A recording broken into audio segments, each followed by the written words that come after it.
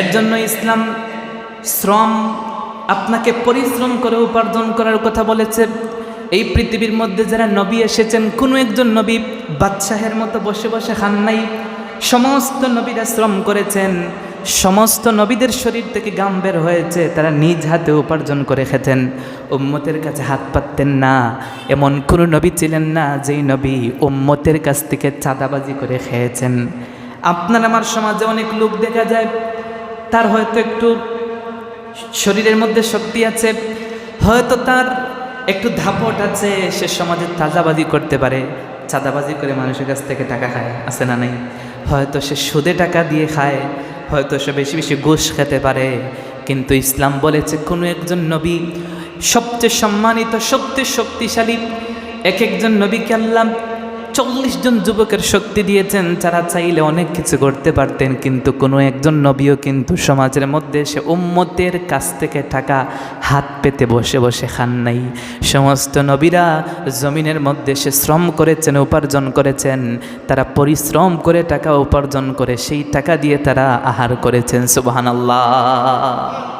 এর জন্য যে কৃষক জমিনে চাষাবাদ করে, একটা গরু রাখাল যে নাকি গরু রাখে, একজন ব্যক্তি যে ছাগল চড়ায়, যে ব্যক্তি নাকি রিক্সা চালিয়ে খায়, যে নাকি ফুটপাতে দোকান দিয়ে খায়, যে নাকি ব্যবসা বাণিজ্য করে খায়, যে যেভাবেই হোক হালাল পন্থায় যেই ব্যক্তি উপার্জন করে, শ্রম করে, ইসলাম তাকে রেসপেক্ট করে। সুবহানাল্লাহ।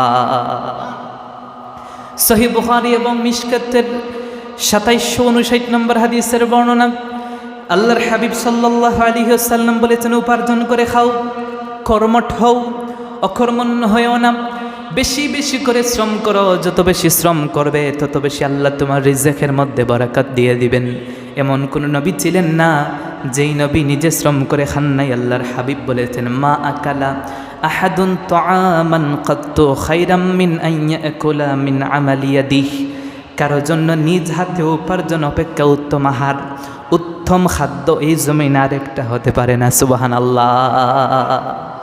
আল্লাহর হাবিব বলেছেন, সবচেয়ে উত্তম খাদ্য, সবচেয়ে সম্মানিত খাদ্য হচ্ছে ওই খাদ্য যে খাদ্য নিজ হাতে উপার্জন করেন। আপনাকে আরেকজন ব্যক্তি দিল, আরেকজনের প্রতি আপনি তাকিয়ে আছেন, আরেকজনের অনুগ্রহে আপনি হয়তো বাঁচেন। সে যদি আপনাকে খুরমা পোলাও দেয়, সেটা খেতে আপনার ওই তৃপ্তি আসবে না।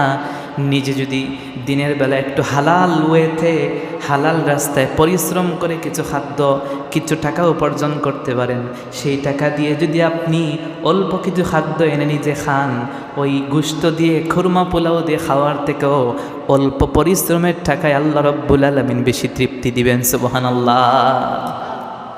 তারপর আল্লাহর হাবিব বলেছেন, ওয়া ইন্না নাবিয়াল্লাহি দাউদ আলাইহিস সালাম কানা ইয়াকুলু মিন আমালি ইয়াদিহি। এই জমিনের মধ্যে হযরতে দাউদ আলাইহিস সালাম নিজ হাতে উপার্জন করে খেতেন। শুধু দাউদ আলাইহিস সালাম না, হযরতে ইউসুফ আলাইহিস সালাম, হযরতে ইব্রাহিম আলাইহিস সালাম, হযরতে মূসা আলাইহিস সালাম, হযরতে ঈসা আলাইহিস সালাম, এমনকি সর্বশ্রেষ্ঠ এবং সর্বশেষ নবী মুহাম্মদ সাল্লাল্লাহু আলাইহি ওয়াসাল্লামও তিনি নিজে পরিশ্রম করে খেতেন। সুবহানাল্লাহ। তাহলে আপনি শ্রম দিবস, শ্রমিক দিবস কি পালন করবেন? ইসলাম শ্রমিকদেরকে সবচেয়ে বেশি সম্মান দিয়েছে। ইসলাম শ্রমিকদেরকে বলেছে যে ব্যক্তি শ্রম করে খায়। আপনি আর আমি যদি হালাল রাস্তায় কষ্ট করে খাই, আপনি আর আমি যদি হালাল ওয়েতে কিছু একটা উপার্জন করি, নবীর সুন্নত আদায় হয়ে যায়। সুবহানাল্লাহ।